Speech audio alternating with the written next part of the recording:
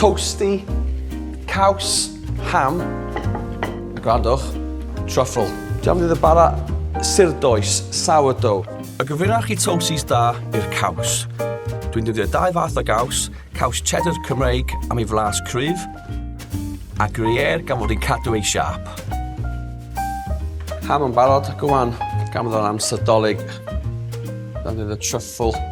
Adeiladu i'r cam nesa, mwstard, eich lle menyn gynta.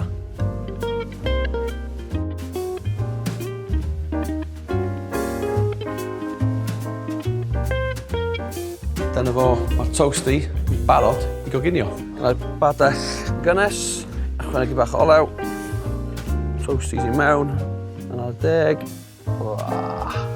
Mewn i'r tan.